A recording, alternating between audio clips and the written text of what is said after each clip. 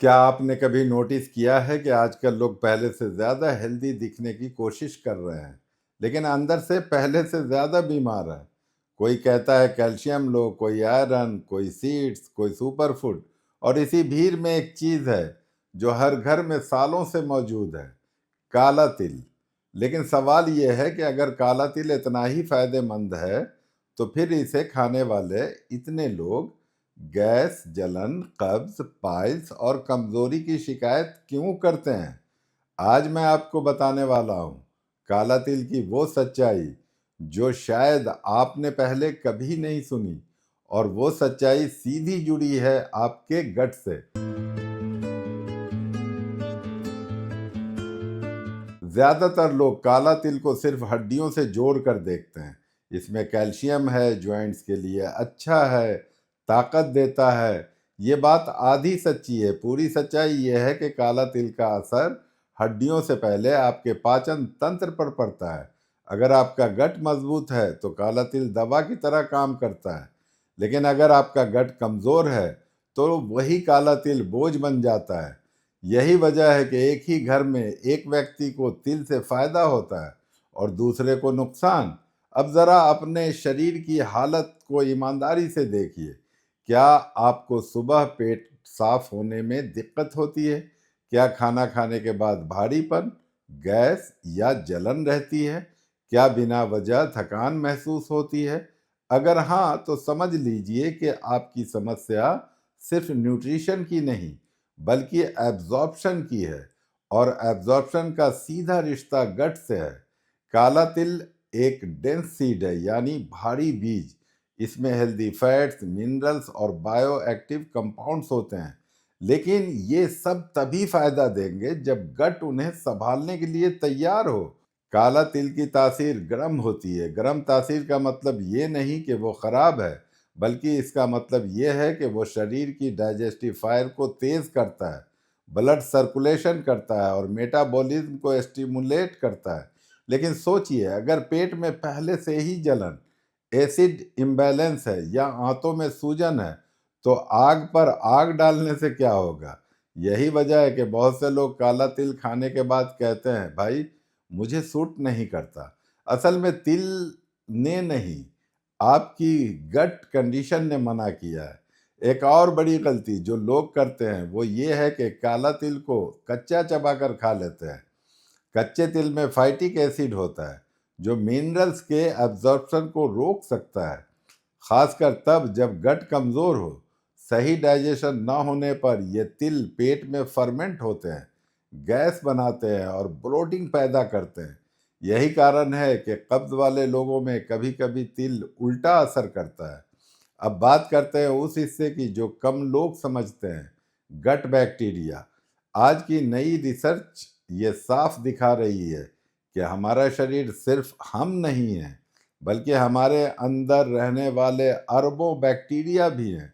काला तिल में मौजूद कुछ कंपाउंड्स अच्छे बैक्टीरिया को सपोर्ट करते हैं, लेकिन सिर्फ तब जब गट का एनवायरनमेंट बैलेंस्ड हो।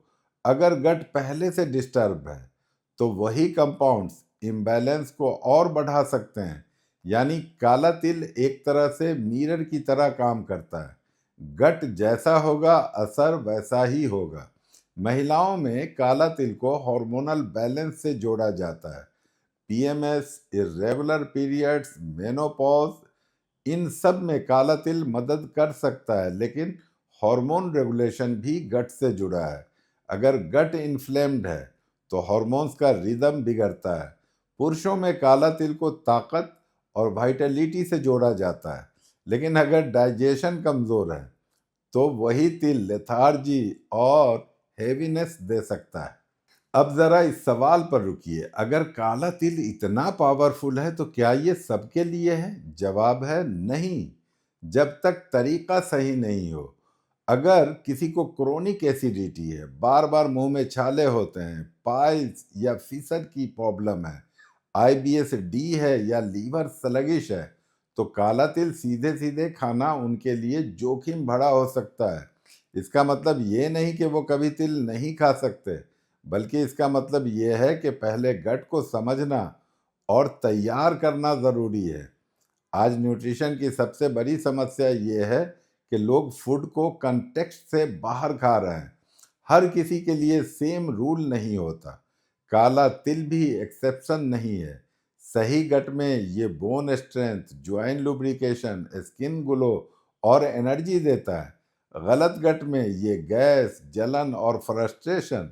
अब सवाल ये है, क्या काला तिल आपके लिए सही है या नहीं? इसका जवाब लेबल पर नहीं लिखा होता। इसका जवाब आपके पेट के सिग्नल में छुपा होता है, और आपको सिग्नल समझाना यही मेरा मकसद है।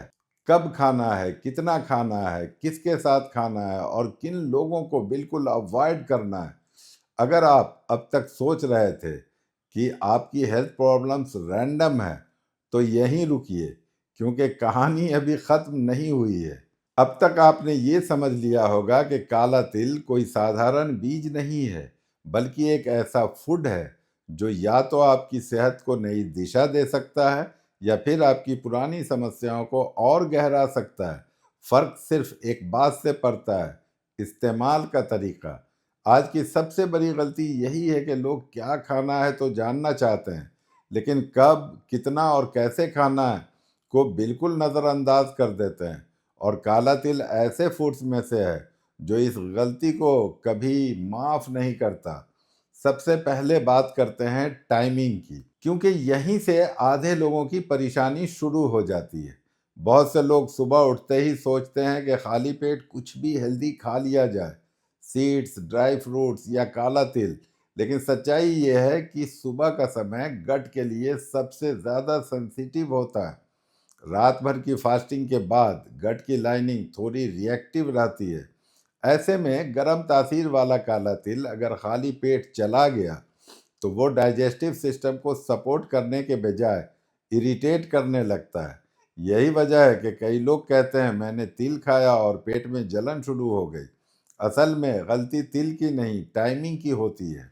काला तिल खाने का सबसे सुरक्षित और प्रैक्टिकल समय है दोपहर का भोजन। उस समय डाइजेशन फायर सबसे बैलेंस्ड होती है, बाइल सेक्रेशन अच्छा होता है और शरीर हेवी चीज़ों को संभालने के लिए तैयार रहता है। दोपहर के खाने के साथ लिया गया काला तिल धीरे धीरे डाइजेस्ट होता है और गट पर एक्स्ट्रा लोड नहीं डालता।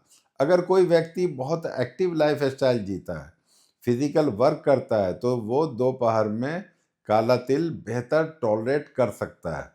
रात में काला तिल खाना ज़्यादातर लोगों के लिए सही नहीं होता।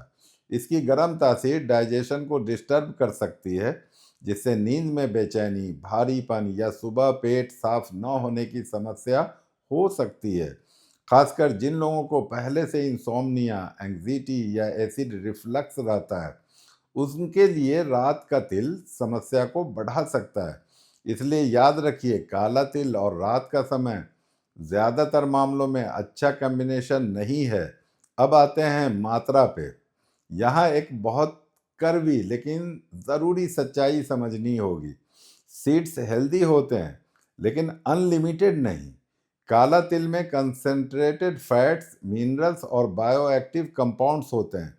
इसका मतलब ये है कि थोड़ी मात्रा में ये दवा जैसा काम करता है, और ज़्यादा मात्रा में बोझ बन जाता है। यही वजह है कि पुराने ज़माने में भी तिल को कभी मुट्ठी भर नहीं खाया जाता था, बल्कि सीमित मात्रा में इस्तेमाल किया जाता था।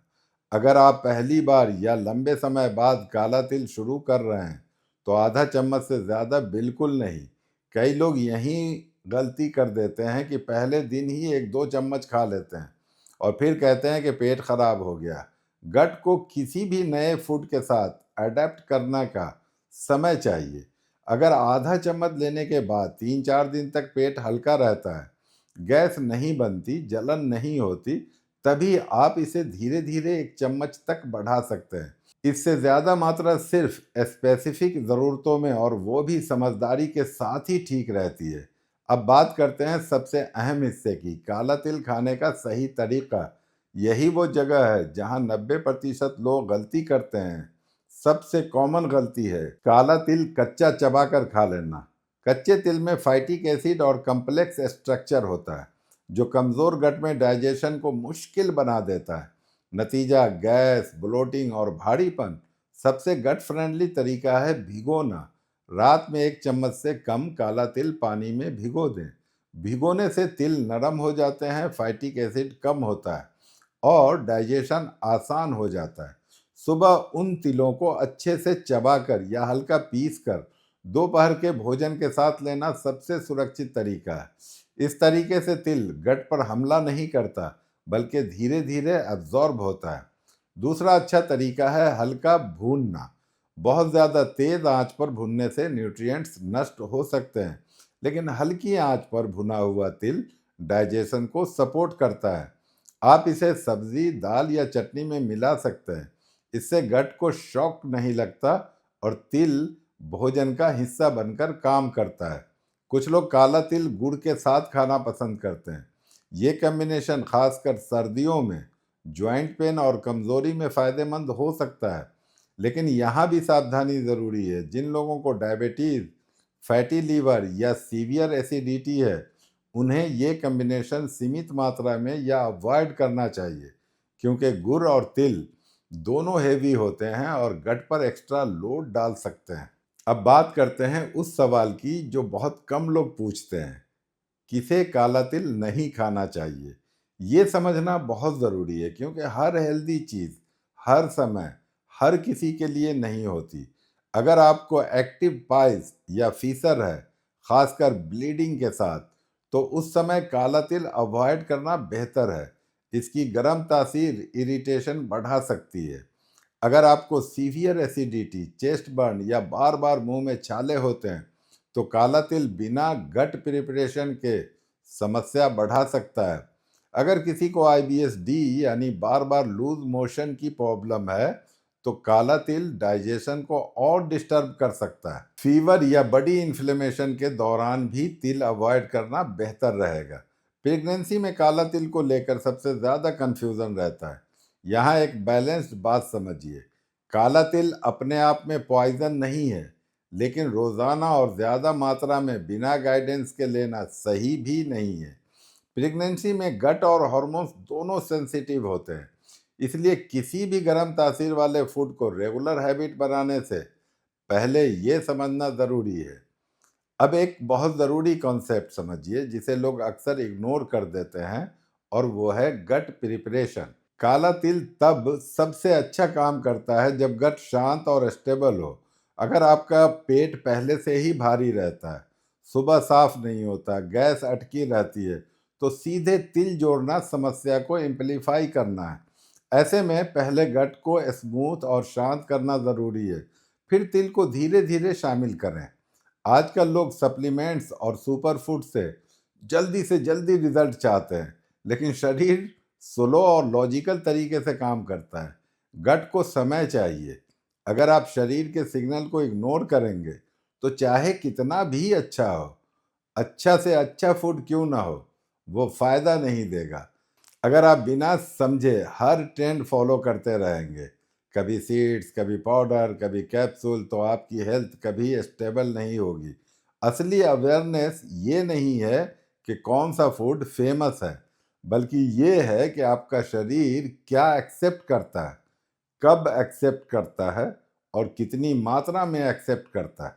अगर आपको अब ये साफ दिखने लगा है कि काला तिल कोई मैजिक नहीं बल्कि एक टूल है, अगर आपको ये समझ आ रहा है कि गट के बिना न्यूट्रिशन अधूरा है, तो चैनल को सब्सक्राइब कीजिए, क्योंकि यहाँ हम शॉर्टकट्स नहीं, समझदारी की आदत सिखाते हैं।